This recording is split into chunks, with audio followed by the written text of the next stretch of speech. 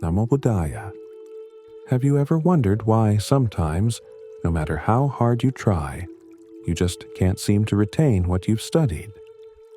What if I told you that it's not your intelligence that's holding you back, but a simple habit, one that we all fall into from time to time? The Buddha gave us an insight over 2,500 years ago that is just as relevant today. An angry mind can ruin your studies. So, what can we do to ensure we don't let our emotions take control of our learning journey? Let's find out together. When we talk about the obstacles to effective studying, most people think about distractions like social media, noise, or poor time management. But how often do we consider the emotional state of our mind? Anger, frustration, and impatience. These are silent enemies that can disrupt our ability to learn. The Buddha understood this deeply and provided guidance that can help us not only in our spiritual life but in practical situations like studying. The boiling mind metaphor. Imagine your mind as a clear jug of water. When you are calm, your mind, like the water, is clear and still, allowing you to see through it. This clarity is what allows you to absorb information, focus, and retain knowledge. But what happens when you're angry? Your mind, like a boiling pot of water, becomes turbulent. When the water boils, it is chaotic and unclear. You can't see through it. Similarly, when your mind is clouded by anger or frustration, you can't think straight or retain what you're trying to study. The Buddha said that studying with an unclear and angry mind is futile, because anger distorts your thoughts, making it impossible to focus. When your mind is in turmoil, it can't process information effectively, no matter how much time you spend on your books. Have you ever experienced a moment when you were trying to concentrate, but your anger over something that happened earlier in the day kept creeping in? It's during these moments that even the simplest information seems impossible to grasp. When I was in university, there was a time when I had a major exam coming up. I spent hours studying, but nothing seemed to stick. It was only later that I realized I had been carrying the weight of a personal argument into my study sessions. My mind was boiling, much like the Buddha's analogy of a turbulent jug of water. No amount of effort could compensate for the emotional unrest that was consuming my focus. It wasn't until I addressed that anger and found a way to calm my mind that I finally began to retain the material.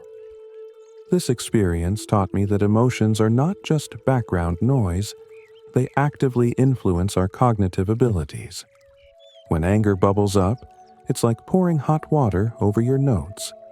Everything becomes a blur. The first step in overcoming this obstacle is to recognize the state of your mind. Just like you can feel the heat rising from boiling water, you can feel when your mind is boiling over with anger or frustration. At that moment, the best thing you can do is step away. Continuing to force yourself to study in that state will only lead to further frustration.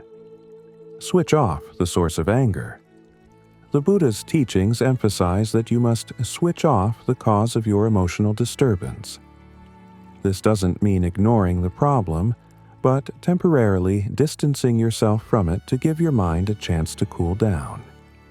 Just as water will naturally return to a still state once removed from the heat, your mind too will settle if you remove the source of anger.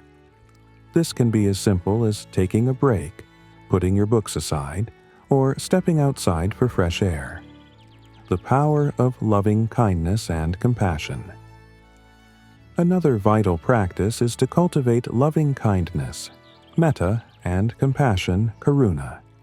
This doesn't just apply to others, but also to yourself. How often do we beat ourselves up over poor performance, only to get more frustrated in the process?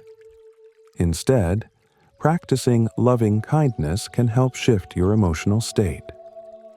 When you approach your studies with kindness and self-compassion, you're more patient with yourself, which leads to a calmer mind. Practical example: you can try a simple meditation practice before you begin studying. Close your eyes and take a few deep breaths. Imagine your mind as a still lake. With each exhale, visualize any frustration or anger evaporating. As you focus on your breathing, mentally repeat phrases like, "May I be calm," "May I be focused," "May I learn with ease." This exercise helps to center the mind and prepares it for effective learning. The importance of patience and mindfulness. Patience is another key teaching from Buddhism that applies to studying. In our fast-paced world, we often expect instant results, and when we don't get them, we become frustrated. But learning is a process, and it requires patience. When you're studying, remind yourself that it's okay if you don't grasp everything immediately. With time and perseverance, the material will become clearer. Mindfulness, or being fully present in the moment, is also essential. When we study mindfully, we focus entirely on the task at hand, without allowing our minds to wander to distractions or past frustrations. This mindfulness can be cultivated through meditation, or simply by training yourself to gently bring your attention back to the present whenever it drifts. Personal insight.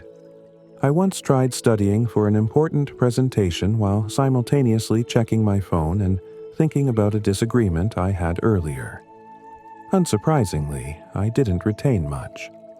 It wasn't until I made a conscious effort to be fully present with my study material, mindfully engaging with it, that I truly began to absorb the information.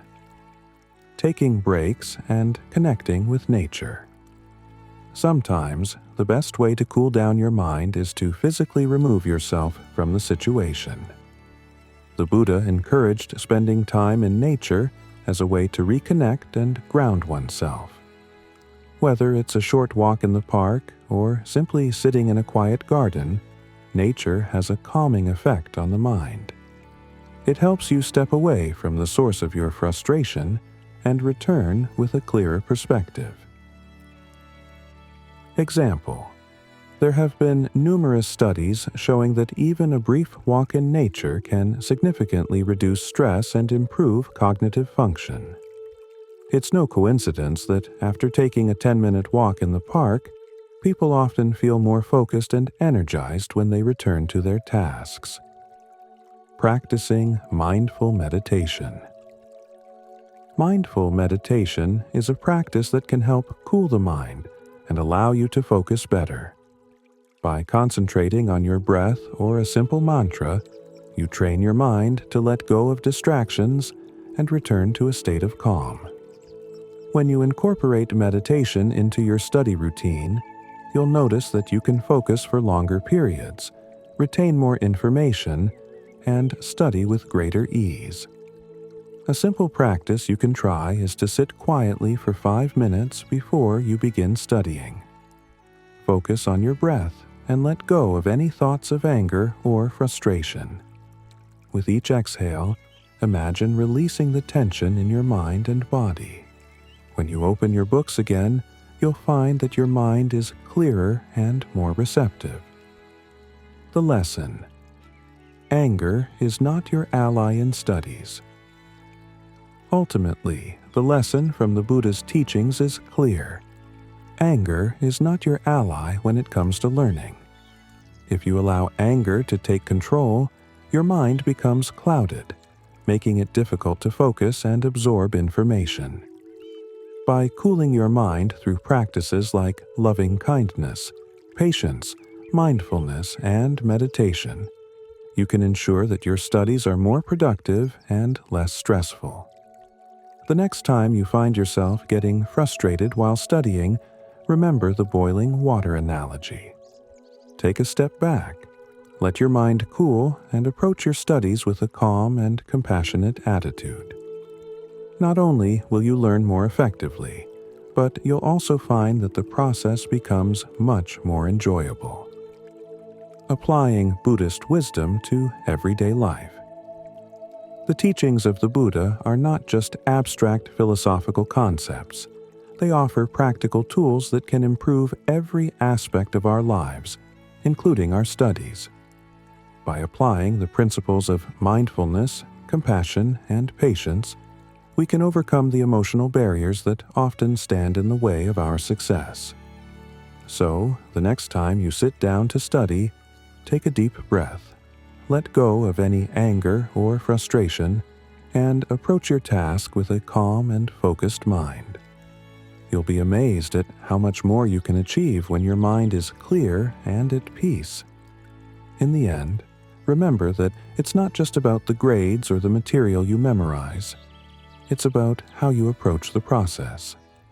A calm, centered mind will not only help you succeed in your studies, but will also bring you closer to a more peaceful and fulfilling life.